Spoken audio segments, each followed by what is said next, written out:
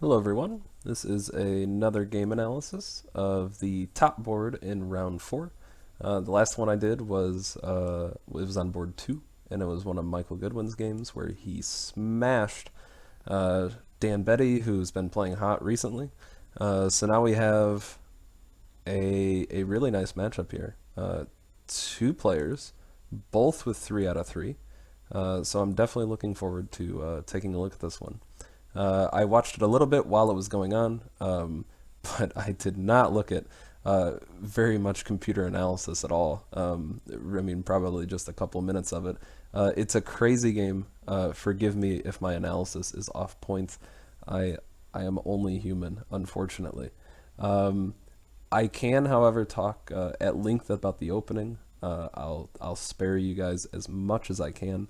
But the opening is one of my old favorites, and I think I talked about it the last time. I made a video with Matt Petroviak in it. It's he played E4 here, and I talked with Michael Goodwin after the game. I know all of these guys in this league in real life. It's one of the reasons why I like this league so much, is because it feels like I'm just playing over the board with a bunch of friends, which is better than certain online games that can feel a little fishy at times. But I talked with Michael Goodwin after the game, and he said he only prepped D4, which is understandable because if you look at Petroviak's games, he has mostly D4 games. But I think he's played E4 against me a couple times, so I wasn't that surprised to see E4. But he does play it. He plays a lot of London. But we have E4 here and E5. And I guess we can call this game sort of the E4's London because we get into an Italian game. So knight f3, knight c6, and bishop c4, bishop c5, and castles. I called this move or this idea in the last time I looked at this opening, I called it a very topical idea. And since not everyone watches every single one of my videos, how could you? I would just bore everyone to death, I think. This line though is very popular as of recently, as of late. Usually, it used to be that C3 was the most popular move, and most of the databases C3 still has more games, but castling right here is catching up. That's for sure, especially at the highest levels. The reason is, after C3, knight f6 is going to be played, and d3 is going to be played, and at some point, whether it's after castles, maybe even now, I don't know too much about my Italian theory anymore, but maybe even now, black can skip this d6 move, sort of accelerated dragon style, and just go all the way to d5, and then after there's an exchange on here, since this c3 pawn has been pushed, this d3 point is a little bit weaker. It's actually, I mean, it's quite a lot weaker, and it can, I mean, black's easily equalizing there, and he has a very clear game plan of just pressurizing this d3 point.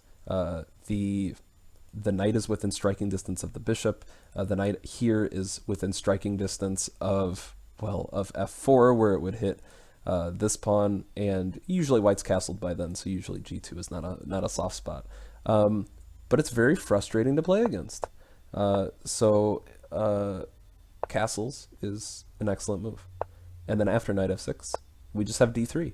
Delaying c3, remember c3 is a very nice idea, so that we can play for this d4 pawn break, the natural pawn break in most e4 games.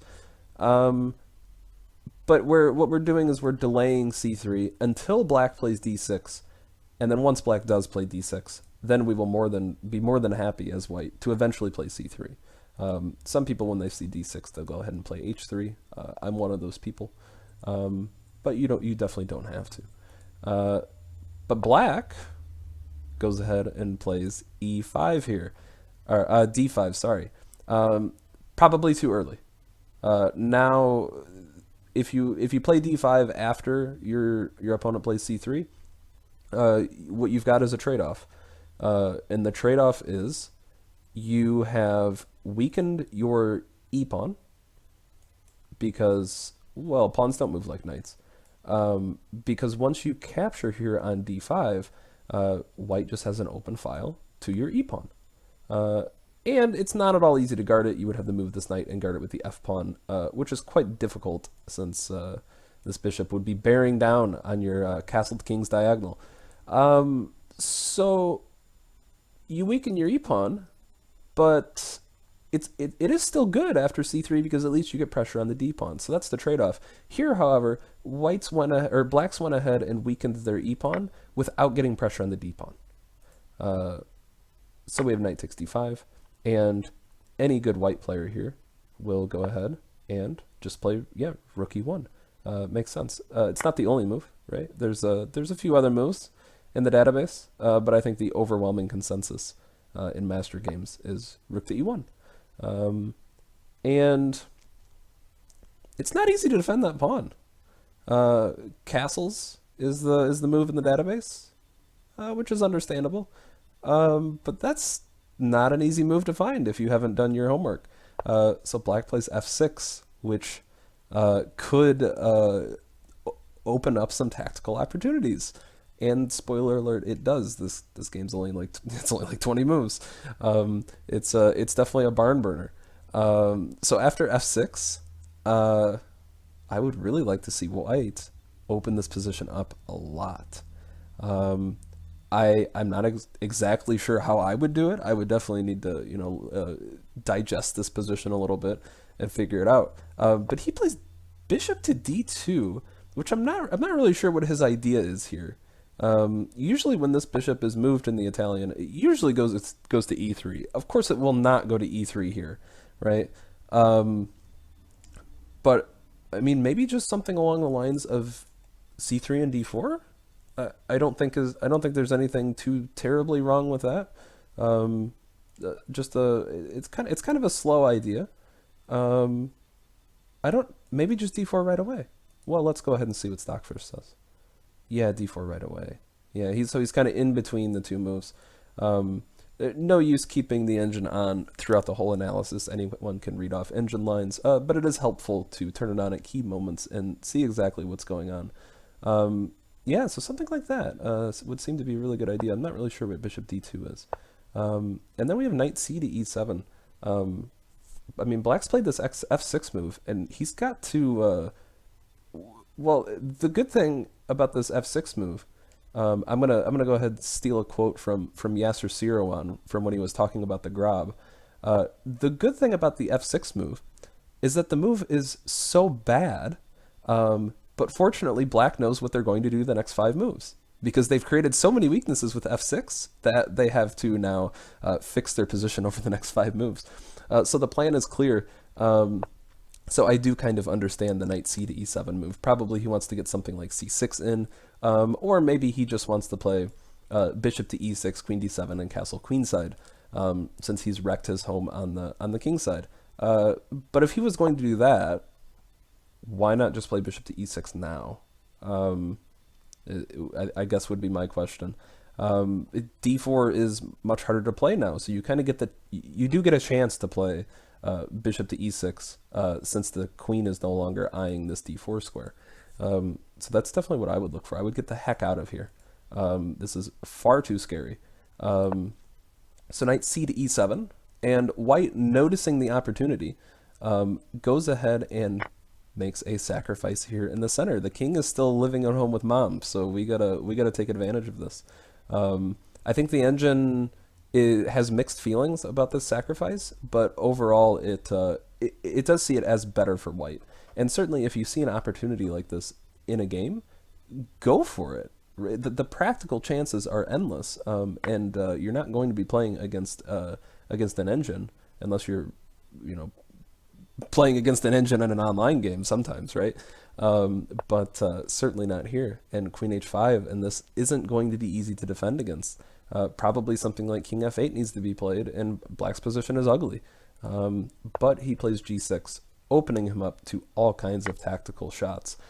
Queen takes e5, this very common theme. And when I was looking at the game at first, I think I was just on my phone on a bus or something, good lord. I figured castling was fine. it looked like. And then I looked later, and castling would be horrible in light of bishop c3, since the knight is pinned, and then you're just dominating on the dark squares. Uh, Actually making use of this bishop d2 move. Quite the foresight out of our white player here, right? So black plays rook f8, which looks like a very strange move, but it is the engine move. Why it's the engine move, I don't even know if I'm going to attempt to explain it. I'm not really sure. But it's the engine move. I imagine for something like rook f5, which is what he did end up playing in the game, you got to get the queen out of your house. So d4 is played, and rook to f5. Makes sense. Queen to h8. Yeah, the king is on the run. And rook to f8. Yeah, what else are you going to do? And queen takes h7. And black to move here. Black scoops a pawn. Understandable. Are you really going to go, bishop back and weaken your knight, and right? At least get something out of it. It's that old Ben Feingold maxim, right? If your opponent sacrifices material against you in an attack, take it, because then at least you're up material and getting attacked. If you deny the material, then you're just getting attacked, and you're losing regardless. Of course, he says it's somewhat joking, but he has a good point. Make your opponent prove their sacrifices, if it is something long term. So queen takes g6, blundering his queen. No, the knight's pinned, of course. But I did miss that in a different video, unfortunately, which happens. But queen takes g6 check, and yeah, where's that king going? That's not at all easy to figure out. Rook to f7 is played to block. Do you really want to be playing king to d7 here and blocking your light squared bishop? Maybe it's the engine move. I'm not sure, but really hard to play that game. You got to figure out where your king's home is after that, and it's not very easy. So rook f7 makes a lot of sense. It defends against every queen check now, so that is definitely a plus. However, this knight is a little bit loose. There's some pressure here. There's this rook pinned, and the queen is the only thing guarding this knight. So this knight is a little bit loose. I don't know. Maybe something like bishop g5 is a decent move, or b2's hanging. So maybe just knight to c3, hitting a little soft spot here. Knight to c3 looks like an excellent move. White played king to h1. So he didn't want this. Okay, that makes some sense. I think though, after knight c3, bishop takes, I think you could just give away the rook. I don't think this is anything to be worried about. After takes and takes, isn't white just objectively better here? Morphy style early in the game, right? Just like in the opera game early in the game, he sacrifices a piece, and then he sacrifices the exchange. So white's down a rook, but this is the rook. So this king isn't getting out of the woods anytime soon. And if we turn the engine on, the analysis is surprisingly on point. White is smashing in this game. So king to h1 is played. Unnecessary, but also tough to figure out. It's a rapid game. Everyone messes up in rapid. Cut the guy some slack, right? Bishop takes f2. Rook to e2 makes sense. So he's just solid play, right? It doesn't take any risks. His opponent has a little less than 4 minutes on the clock. Not a big deal that he gave that up. And probably his opponent, should maybe, press a little harder and take here, but take there and take the rook, but who knows? Maybe then his bishop gets too far out of play, and then maybe we do see some bishop g5 stuff. That could definitely happen. So bishop h6. I'm still trying to figure this one out. There's no checks, so oh, it's pinned. Okay, nope. Don't listen to me. So I actually did miss the pin that time. It's like I jinxed myself. And then we had bishop f5, and then of course, since white was setting up the queen g8 check on the last move, he just goes ahead and plays it. Bishop f5, forcing your opponent's piece to a better square, and the king gets running. But unfortunately, he's leaving some of his pieces at home. Bishop to g6, and Yeah, that's a nice move. Here, and then he can take the bishop since the knight is now pinned. And in light of this position and the fact that he only has 54 seconds on the clock and is definitely losing, black goes ahead and resigns. So white beating black in a similar fashion in round 3, where Michael Goodwin beat his opponent pretty badly. So there's always a bigger fish sometimes. We'll see if anyone can knock out the 4 out of 4 Matt Petroviak. We do have 3 rounds left, so he isn't out of the woods yet. But that is it. Thank you all for joining me. Thank you for watching, and I'll see you all later. Bye.